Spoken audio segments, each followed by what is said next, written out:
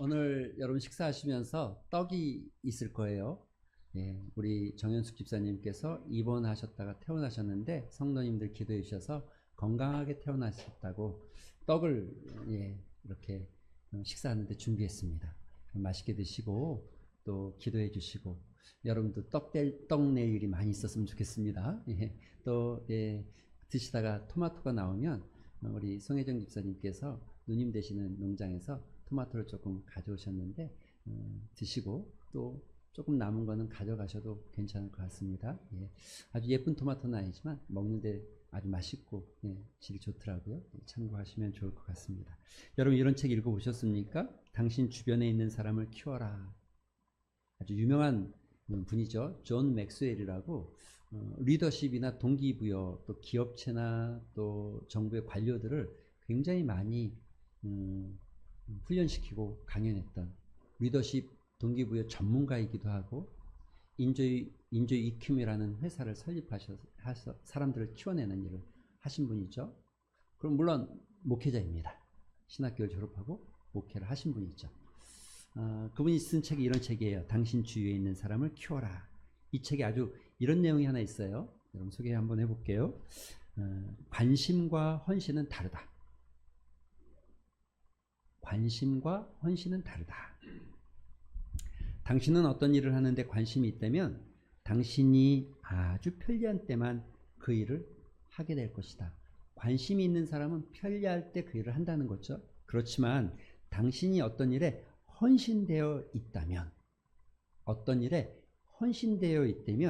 그 일이 당신에게 편리하지 않고 어렵다 할지라도 편리하지 않을 때라도 이유를 대지 않고 그 일을 하게 될 것이다. 관심과 헌신은 좀 차이가 있다는 얘기를 하고 있는 겁니다. 여러분 이 말에 좀 빗대어서 우리가 좀 생각해 볼 필요가 있죠. 전도라는 게 그렇습니다. 전도 모두가 다 전도가 아주 중요한 줄 다 알고 있습니다. 영혼구원 천하보다 귀하다는 것을 우리가 다 알고 있습니다. 많은 관심을 가지고 있지만 그런데 헌신된 사람은 있을까요? 관심과 헌신은 다릅니다. 분명히 한 영혼이 천하보다 귀하고 주님을 믿고 구원받는 것이 그 어떤 것보다 소중한 일임을 알지만 그러나 내가 편리할 때 하는 것, 내가 필요할 때 하는 것 말고 정말 헌신된 사람, 전도는 이런 일에 필요한 거죠. 이 헌신이 필요한 거고 헌신된 사람들을 통해서 이루어지는 것이죠. 여러분 오늘 본문을 보면서 예수님이 어떤 마음이셨는가 또 어떤 일을 하셨는가 들여다 보셨으면 좋겠어요. 본문 5장에는 여러분과 제가 잘 아는 이야기입니다. 소위 말하는 거라사라는 지방의 광인, 다른 말로 귀신 들린 사람에 대한 이야기입니다. 거라사 땅은 어디냐면 이제 조금 이렇게 좀 그림이 그려지는 분들도 있을 것 같은데 이스라엘은 길쭉하게 생겼어요. 가운데에 위쪽에 갈릴리 호수가 있고 갈릴리 호수를 쭉 따라 내려오는 게 이게 요단강입니다. 그리고 밑에는 사해가 있어요. 사해가 이쪽 서쪽으로죠. 서쪽편 유럽 쪽 서쪽편으로 보통 이스라엘의 그 모든 지파들이 다 있고 동쪽편 아시아 쪽으로 있는 이 동쪽편은 주로 이방인들이 있는데 데가볼리라는 지역은 바로 이방 지역에 있습니다. 데가볼리라는 게 10개의 도시라는 이름을 가지고 있습니다. 그 안에 데가볼리 땅 안에 거라사라는 지방에 예수님이 가신 이야기입니다. 그런데 여러분 좀 이상하죠? 예수님이 글로 가셨을까? 왜 그곳으로 가셨을까? 여러분 좀 생각해 볼 필요가 있죠? 굳이 거기를 갈 필요가 있을까? 이런 생각이 듭니다. 여러분 얼마나 이 많은 사람들이 그 이방 땅에 가는 것에 대해서 예수님을 비난하고 또 조롱할 텐데 굳이 갈 필요가 있습니까? 지금 이곳에도 여러분 얼마나 많은 사람들을 전도할 사람이 수없이 많고 여러분 이 갈릴리 지역에도 많은 영혼들이 아직 있잖아요. 그렇죠? 그리고 이곳에서 복음을 증거하고 또 사람들에게 인기를 얻기 시작했고 많은 사람들이 따르기 시작했어요. 여기서 잘 되기만 한다면 큰 어떤 권세를 얻을 수도 있고 그것으로 인해서 더 크게 복음을 증거할 수도 있지 않을까? 뭐 이런 생각 안 드십니까? 굳이 배를 타고, 그것도 여러분 우리가 지난 시간에 잠깐 보지 않았습니까? 배를 타고 갈 때 어떤 일이 일어났죠? 큰 광풍이 일어났는데도 굳이 글로 건너가셔야 될 이유가, 그 광풍을 헤치면서까지 글로 가셔야 하는 이유는 이미 우리가 앞에 나눈 것처럼 그 이유는 단 한 가지입니다. 왜 그렇게 하셨을까요? 그것은 오직 영혼에 대한, 잃어버린 영혼에 대한 주님의 마음과 헌신입니다. 주님은 자신을 필요로 하는 곳, 불쌍한 영혼들이 있는 곳, 오늘 여러분 본문에도 읽을 때 이렇게 표현되어 있지 않습니까? 예, 20절, 19절부터 20절에 보면 이렇게 돼 있죠. 예, 허락하지 아니하시고 그에게 이르시되 집으로 돌아가 주께서 내게 어떻게 큰 일을 행하사 너를 불쌍히 여기신 것.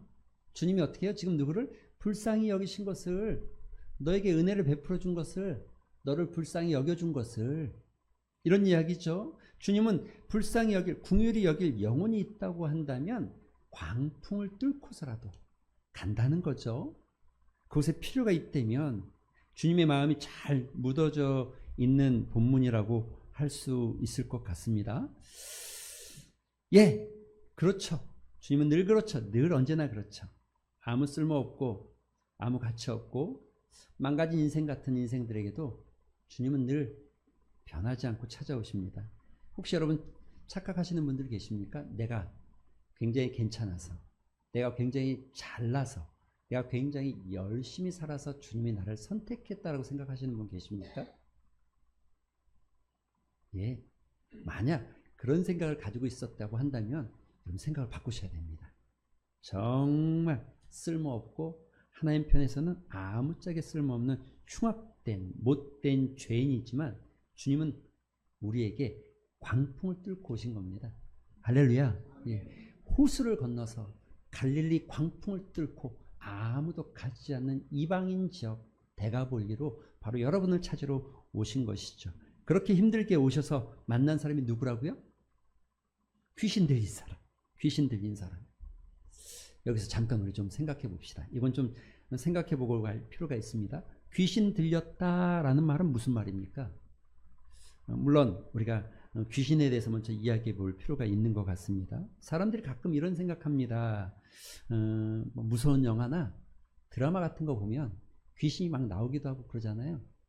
그런데 그런 것들이 마치 CG로 만들어내거나 어떤 모양으로 만들어내서 자꾸 우리가 오판하는 것 중에 하나가, 그런 것들을 봄으로 인해서 과학적으로 이성적으로 합리적이지 않다고 생각하게끔 그렇게 만들어지기 때문에 마치 귀신이나 사단은 없는 것처럼 자꾸 여러분 주변에 사단이 있어요, 없어요? 정확하게 얘기해서 사단이 있어요, 없어요? 여러분 이건 우리의 신앙 고백 안에 있는 거예요.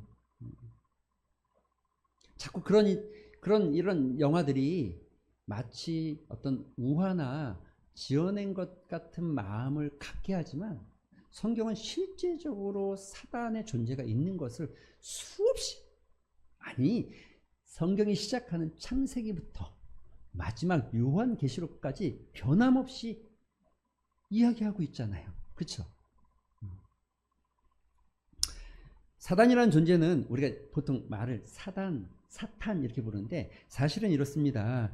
성경이 만들어질 때에 1961년에는 이걸 번역하면서 사단이라고 번역을 해서 성경을 썼어요. 그러나 1998년에는 사단보다는 이 발음적으로, 흠정역적으로 사탄이 더 맞는 의미여서 바꾸기 시작했죠. 그래서 사단이나 사탄이나 똑같다는 의미를 말하고 있는 거예요. 다르지 않다는 거예요. 그럼 마귀는 뭘까요? 예, 사단이 히브리적 단어라면 마귀는 헬라적 표현입니다. 디아볼로라고 영어로 말하는 헬라적 표현입니다. 그러니까 사탄이나 마귀나 사단이나 이거 다 같은 한 존재를 지칭하는 거예요. 그 뜻이 뭐냐면 대적자, 고소자, 이런 의미를 가지고 있어요. 그래서 대적한다든지 하나님을 대적하는, 사실 천사였죠. 그런데 하나님을 대적하는 천사가 되어짐으로 하나님께 버림받은, 쫓김받은 천사의 일종이죠. 영적인 존재라는 걸 말하는 거예요. 천사의 일종이고 영적인 존재라는 것을 말씀하고 있는 겁니다. 사단은 여러분이 생각하는 것보다 대단한 존재가 맞습니다. 완전하게 지음받았다라고 계시록에 보면 여러분이나 저보다 훨씬 더 탁월하게 지음받은 존재입니다. 영적인 존재이고, 또 여러분 에스겔서에 보면, 에스겔서 28장에 보면 잘 나와 있죠. 지혜가 충만하고 충족하고 굉장히 아름답고 능력 있는 자로 표현하고 있어요.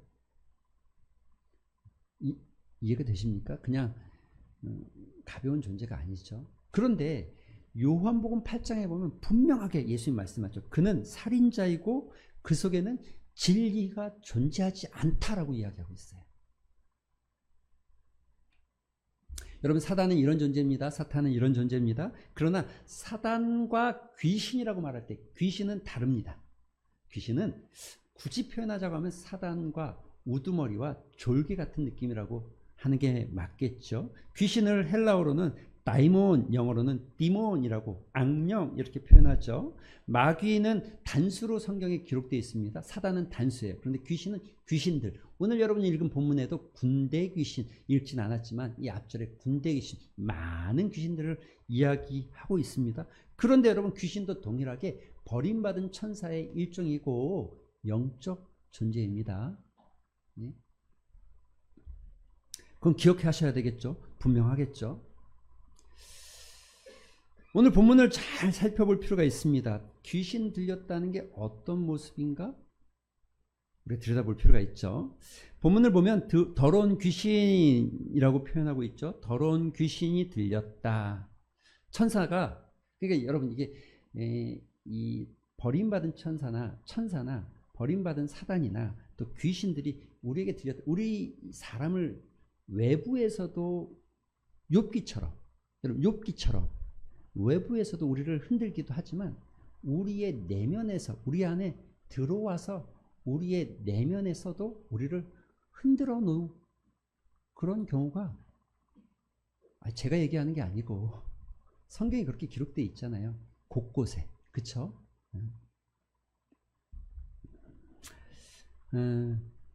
잘은 모르겠지만 어떤 모습인지 그걸 어떻게 딱 정의 내려서 이야기하기보다는 여러분, 현상을 좀 들여다볼 필요가 있는데, 마가복음 여러분이 읽은 5장 3절과 5절 사이에 살펴보면 이런 이야기들이 있어요.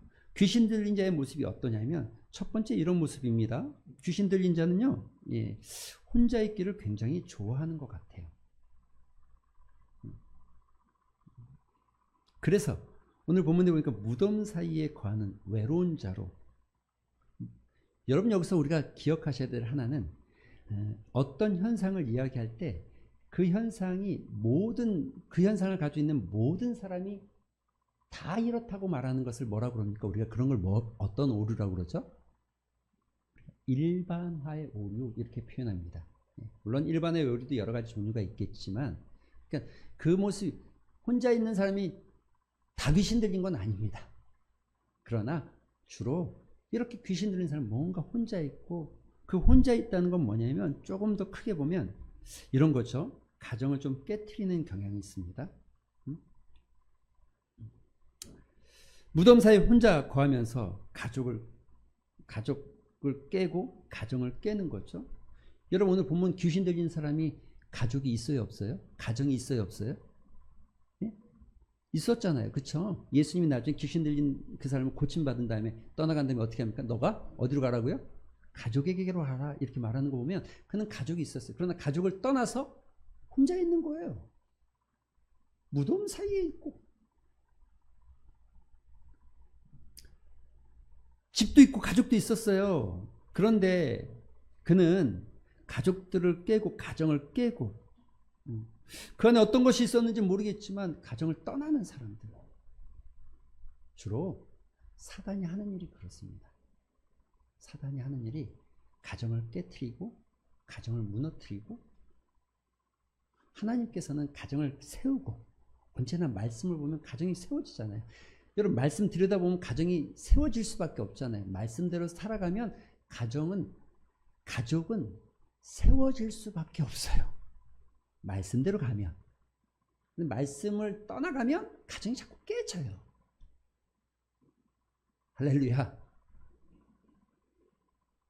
맞죠? 그렇죠? 여러분 동의의 눈빛을 좀 보내세요. 동의의 눈빛을.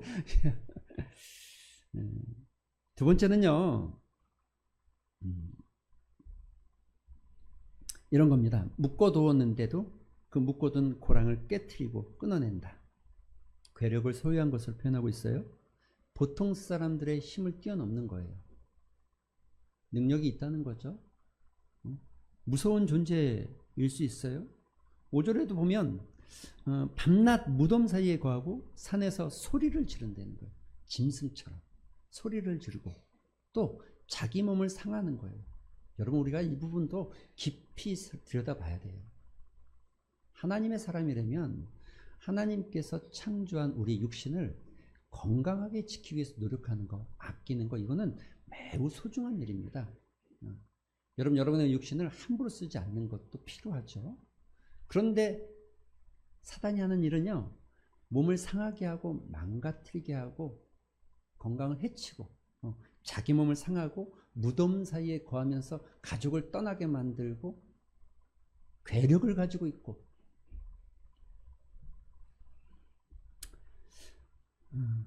위 상황들을 이렇게 잘 종합해 보세요. 잘 종합해 보세요. 우리가 사람을 이야기할 때 이렇게 얘기합니다. 어떤 전인격이라는 사람을 이야기할 때 이렇게 얘기하죠. 전인격에 들어가는 종류가 세 가지가 있잖아요. 지, 정, 의, 이렇게 세 가지죠. 지라는 건 뭡니까? 이성을 가리키는 겁니다. 안다는 거죠. 뭔가를 알고 있다는 거죠. 그래서 여러분 아는 게 매우 중요해요. 무엇을 알고 있느냐가 중요하죠. 아는 게 힘입니다. 바른 것을 알고 옳은 것을 알아야 옳게 살고 바르게 살 수 있는 가능성이 생기는 거죠. 정은 뭡니까? 정은 뭘 의미하는 거죠? 감정을 의미하는 겁니다. 감정, 감성을 말하는 겁니다. 무엇을 느끼느냐도 매우 중요합니다. 우리가 느끼는 감정이 무엇인가에 따라서 사람은 행복할 수도 있고 불행할 수도 있어요. 느끼는 것도 내가 어떻게 느끼느냐에 따라서 행복할 수도 있고 불행할 수도 있다는 거죠. 그래서 우리의 감정이 여러분 부정적인 것들, 분노와 미움과 시기와 또 뭐 이런 것들이 가득 채워져 있으면 여러분 이게 빨리 좀 버려야 돼요. 이거 가지고 있으면 여러분 불행해지는 거예요. 그게 많을수록 여러분의 인생이 불행한 거예요. 감사와 기쁨과 이런 것들이 여러분 안에 여러분의 감정이 풍성해지면 안 가지고 있어도 아무것도 없어도 행복해집니다. 그리고 마지막 의는 뭐죠? 의는 뭐죠? 이걸 뭐라고 하냐면 의지력이라고 합니다. 다른 말로 성경적으로는 자유의지라고 합니다. 왜 제가 이런 설명하냐면 사단이 여러분 안에 누군가의 사람 안에 들어갔다고 하면 어디를 망가뜨릴 것 같으세요? 바로 이 의지력. 자기가 자기 스스로를 통제하지. 의지력이라는 건 다른 말이 아닙니다. 나를 통제할 수 있는 힘입니다. 나를 다스릴 수 있는 힘입니다. 그렇죠? 나를 다스릴 수 있는 능력입니다. 옳은 것을 쫓아가려고 하고 선한 것을 따라가려고 하는 나를 스스로 다스리는 능력을 의지라고 합니다. 의지력이 강한다는 건 찬데서 오래 참고 있는 게 아니라 이건 미련한 거고요. 진짜 의지는 정말 옳은 것이 무엇인지를 쫓아가려고 애를 쓰는 게 의지력이 있죠. 그런데 사단은 이 통제력을 상실하게 만들어버립니다. 통제력을 상실하게 만들어요. 자기 스스로 자기를 통제하지 못하게 하는 거예요. 자기 스스로 자기를 다스리지 못하게 해요. 바로 오늘 여러분이 읽은 이 3절과 4절과 5절의 이야기가 스스로 자기를 통제하지 못해요. 무덤 속에 혼자 거하고 자기 몸을 상하기도 하고 소리를 질러가기도 하고 뭐 막 자기를 묶고 놓으면 깨트려버리고 사람들 안에 거하기를 싫어하고 이런 모습들이 자기를 통제하지 못하게 만드는 거예요. 그런데 여러분 통제력이 상실한 사람 마치 우리도 그와 비슷한 사람들을 좀 보죠. 어떤 사람들이 통제력, 자기 통제력을 상실하는 사람들이 누굽니까? 주로 중독되어 있는 무엇인가 중독되어 있는 사람도 비슷하게 그와 같은 모습들을 가지고 있는 게 아마도 그런 모습으로 살아가는 사람들 사단의 지배 아래 있는 사람입니다. 여러분 사단의 지배 아래 있는 사람이 여러분 생각할 때 이 땅 가운데 70억 인구 가운데 몇 명이나 될 것 같으세요? 어쩌다가 눈에 보이는 한 사람? 한 10,000명 중에 1명 겨우 있을까 말까 이렇게 생각하십니까? 아니면 보이지 않지만 수많은 영혼들이 그 권세 아래 있을 것이라는 생각은 안 하십니까? 어떤 이는 매우 강력하게, 어떤 이는 조금 느슨해 보이지만 통제력을 잃고 자기 욕심과 자기 이기심대로 살아가게 내어버려 두고 있다고 생각하지는 않습니까? 물론 모든 사람이 다 그렇지는 않겠지만 여러분이 생각하는 것처럼 아주 몇 사람, 소수의 어떤 사람만 귀신 들렸다고 보는 것은 옳지 않습니다. 마치 우리가 귀신 들리면 눈이 헷가닥 돌아가고, 마치 우리가 귀신 들리면 막 이상한 행동을 하는 사람들만을 여러분 판단하시면 안 됩니다. 어쨌든 일상을 또 가족과 함께 하는 것을 깨트리고 조각내는 일, 이런 일들이 사단이 하는 일입니다. 예, 그에게 오늘 예수님께서 오셨습니다. 그런데 7절에, 여러분 7절 읽지 않았는데 7절에 보니까 큰 소리 부르짖으며 이르되 지극히 높으신 하나님의 아들 예수여, 나와 당신이 무슨 상관이 있습니까? 여러분 이게 웬일입니까? 사단이, 이 귀신이 예수를 알아보네요. 우리는 몰라보는데, 우리는 그분이 어떤 분인지 모르는데, 우리는 예수님이 그저 그냥 십자가에서 죽었나 보다 생각하지만 지극히 높으신 하나님의 아들이라는 고백을 달고 살지 않는데, 그분이 이 땅 가운데 정말 통치자이시고 이 모든 생명의 주인이심을 고백하지 않고 있는데 사단은 안 해요. 왜? 우린 모를까요? 왜 인간들은 모를까요? 사단도 아는데. 여러분 욕심에 눈이 멀고 탐욕에 마음이 뺏기면 못 보는 겁니다. 보여줘도 안 보이는 거고 못 보게 됩니다. 그런데 이 귀신 들린 자가 예수를 보고 나와서 나와 당신 무슨 상관입니까? 나를 괴롭게 하지 마세요라고 말합니다. 마치 이런 거죠. 내가 죄에 찌들어 있어도, 내가 귀신에 붙잡혀 있어도, 내가 욕심과 이기심과 탐심에 찌들어 있어도 냅둬. 나와 당신 무슨 상관이야? 내가 알아서 할게. 죽든지 말든지 내가 알아서 할게.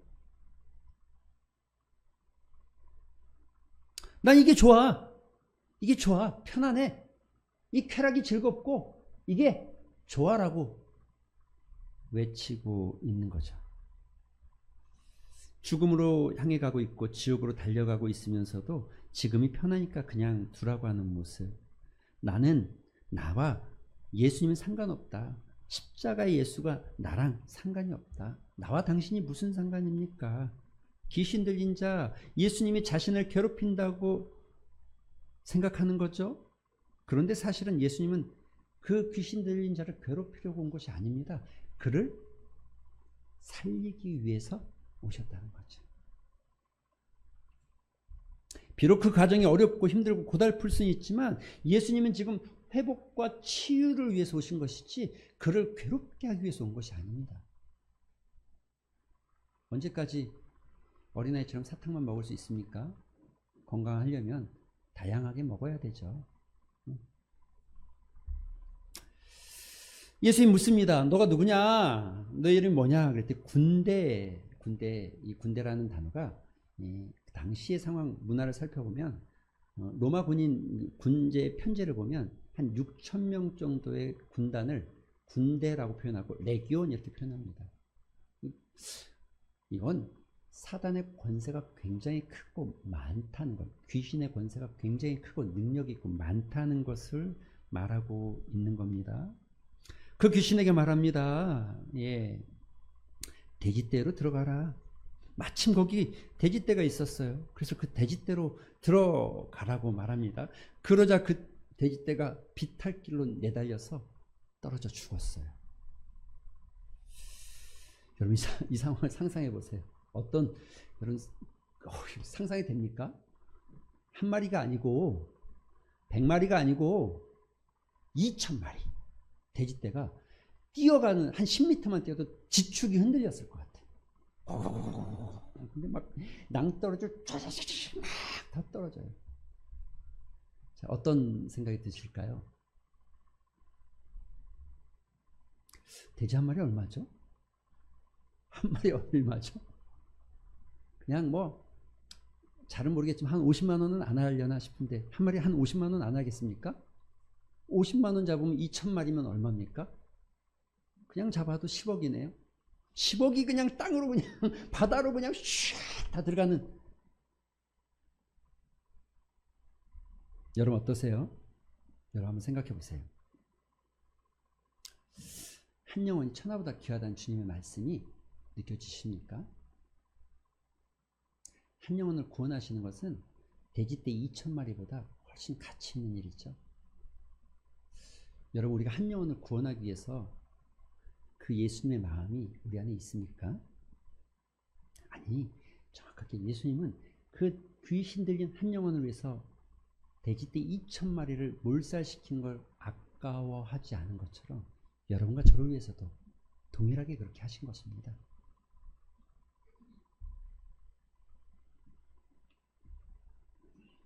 사단은 한 영혼을 파괴하고 생명을 파괴하겠지만 주님은 2천 마리의 돼지떼를 죽여서라도 그 영혼을 살려내는 것이 주님의 목적이고 주님의 뜻이고 주님의 사랑이고 주님이 바라보는 긍휼의 모습이죠. 예수님을 만나고 회복된 영혼은 이렇게 예수님 앞에 그전과는 전혀 다르게 아주 상반된 모습으로 서 있죠. 여러분이 읽은 본문 15절이죠. 그 귀신 들렸던 자가 곧 군대 귀신 짚혔던 자가 옷을 입었다고 합니다. 정신이 온전해졌다고 합니다. 조용히 이제 뛰어다니거나 자기 몸을 상하지 않고 차분하게 주님 앞에 앉아서 주님을 바라보기 시작하는 거죠. 사람들은 그 영혼을 바라볼 때 불가능하다고 생각했을 것입니다. 아무도 저 사람을 제어할 수 없고 아무도 저 사람을 살릴 수 없고 아무도 저 영혼을 어찌해 볼 수 없다고 생각하지만 주님은 하십니다. 할렐루야. 복음은 하나님의 말씀은 그런 능력이 있습니다. 말씀이 사람의 마음에 들어가면 말씀이 복음이 그 심령에 자리 잡기 시작하면 30배, 60배, 100배의 열매가 맺혀지면 불가능할 것 같은 그 사람도 새로워집니다. 정신없이 살아가던 그 사람도 온전하게 되어집니다. 그런데 이게 웬일입니까? 이 광경을 지켜보던 사람이 예수님께 뭘 요구하는 거예요 지금? 뭘 하려는 거예요? 떠나가려는 거예요.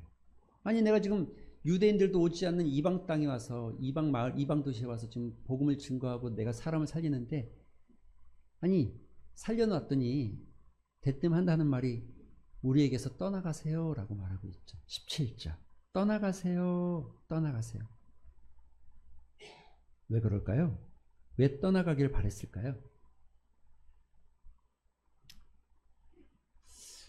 예수님의 권세가 너무 커서 두려웠을까요? 주님이 무엇인가를 해서 사람을 바꾸기 시작하기 시작할 때 주님이 무엇인가를 해서 새로운 삶을 만들기 시작할 때 혹여 돼지 2천 마리 정도 되는 것이 나도 손해볼까 두려운 마음. 제가 설교하면서 이런 얘기 한 적이 있는데 제 상미에서 전도할 때 이 할매들이 교회를 안 오는 여러 가지 이유가 있어요. 그 중에 하나가 뭔지 아십니까? 헌금 내는 게 싫대요. 헌금의 이야기가 아니라 여러분 예수 믿게 되어지면 뭔가 손해볼 것 같고 내가 교회 다니기 시작하면 주일에는 뭔가 다른 뭔가를 못해야 될 것 같고 내가 뭔가 2천 마리 정도 되는 돼지를 손해봐야 될 것 같은 두려움이 생기죠. 떠나가세요. 주님 필요하지 않습니다. 떠나가세요. 여러분 혹시 주님이 여러분 마음에 찾아와서 문을 두드리고 있는데 여전히 내 어떤 마음들 때문에 그 문을 열지 못하고 내 어떤 돼지 2천 마리 때문에 그것을 포기하지 못해서 주님을 영접하지 못하는 모습은 없습니까? 주님이 그렇게 그에게 찾아왔습니다. 그리고 떠나라 가라고 하지만 이 사람, 고침받은 그 사람은 주님 앞에 내가 주님 따라가고 싶습니다. 주님 따라가고 싶습니다라고 말할 때 주님이 말씀하십니다. 뭐라고요? 가족에게로 돌아가라. 가정으로 돌아가라. 그런데 20절에 보니까 그가 이렇게 말합니다. 예수께서 자기에게 어떻게 큰 일을 행하셨는지를 거라사 지방이 아니고 데가볼리, 10개의 도시가 모여있는 지역을 데가볼리라고 합니다. 그러니까 지금 말하면 진주시가 아니라 서부 경남 지역을 돌아다니면서 복음을 증거했다는 거죠. 여러분, 사탄은 우리가 멸망받고 실패하고 좌절하고 넘어지기를 원하시지만 하나님은 여러분께서 행복하기를 원하십니다. 하나님이 이 땅 가운데 회복을 만들어 가시고 치유를 만들어 가시죠. 그리고 그 행복과 치유를 경험한 사람은 오늘 데가볼리의 이 거라사 광인처럼 바뀌어지는 거죠. 사마리아 여인도 그랬습니다. 주님을 만나고 나서 온 동네에 내려가서 주님을 증거하지 않고는 견딜 수 없었습니다. 사람들이 싫어하고 미워하고 버린 듯한 인생이었지만 주님을 만나자 이제 복음의 전도자가 되어졌고 하나님 나라의 사명자가 되어졌고, 우리 인생은요, 이렇게 살든 저렇게 살든 한 번만 사는 겁니다. 두 번은 안 살아요. 이렇게 살든 저렇게 살든 반드시 죽게 돼 있습니다. 그런데 어떻게 살지, 어떤 인생을 살지, 여러분 믿음의 선택이 필요한 순간들이 오겠죠. 한 영혼을 품어가는 거, 여러분이 정말 진주시에 수천 명 수만 명을 품을 수 없다 할지라도, 아니 우리 교회가 이 진주시 전체를 품을 수 없다 할지라도 한 영혼을 정말 주님의 마음으로 품고 그에게 그 심령에 복음이 새겨지기를 소망하는 것. 여러분의 주님이 그 먼 곳까지 가셨겠습니까? 왜 그곳까지, 왜 그곳으로 가셨겠습니까? 오늘 여러분에게도 주님의 그 거룩한 마음이 다시 한번 새겨지는 은혜가 있길 소망해 봅니다. 우리 말씀을 생각하면서 기도 한 시간 갖겠습니다. 기도하실 때에 여러분 두 가지 놓고 기도하셨으면 좋겠어요. 첫 번째는 이겁니다. 여러분, 이 땅 가운데는 분명히 사단이 존재하고 사단의 권세 아래에 있는 사람들이 있음을 아셔야 합니다. 그 영혼들을 우리가 바라보게 하여 주시옵소서. 인간적으로는 어떤 이는 나보다 더 괜찮아 보일 수 있겠지만, 그러나 여러분 그렇지 않습니다. 우리는 하나님의 자녀이고 천국의 백성입니다. 그들을 불쌍히 긍휼히 여기는 마음으로 바라보게 하시고, 주님께서 갈릴리의 광풍을 헤치고 데가볼리에 가셨던 것처럼 우리도 그런 복음의 헌신이 있게 하여 주시옵소서. 이런 마음 가지고 우리 잠시 말씀 생각하면서 한번 기도하는 시간 갖겠습니다. 기도하겠습니다. 아버지 감사합니다. 주께서 오늘 우리에게 은혜 주신 것 감사합니다. 우리가 이 땅을 바라보면서, 사람들을 바라보면서 여전히 사단의 권세 아래에 있는 많은 이들이 있음을 알게 하시고, 하나님 그 권세 가운데서 건진받는 인생, 아버지 하나님 그 일에 내가 쓰임받게 하시고 그 소망 가운데 거할 수 있도록 주님 붙잡아 주시옵소서. 아버지 도우시기를 소망합니다. 하나님께서 은혜 주셔서 정말 주님께서 그곳까지 가셨던 것처럼 복음의 열정과 사명을 갖게 하시고 우리도 그 거룩한 사명에 뛰어드는 믿음의 삶을 살게 하여 주시옵소서. 하나님, 사단의 권세에 있는 이들을 과거에는 부러워하는 눈으로 보았을지 모르겠지만 이제는 긍휼한 눈으로 보게 하시고 그들에게도 십자가의 복음이 필요함을 느끼게 하여 주시옵소서. 주님이 그곳까지 가신 것처럼, 광풍을 헤치고 가신 것처럼 우리도 영혼을 바라보게 하시고 헌신하게 하여 주시옵소서. 예수님의 이름으로 기도합니다. 아멘.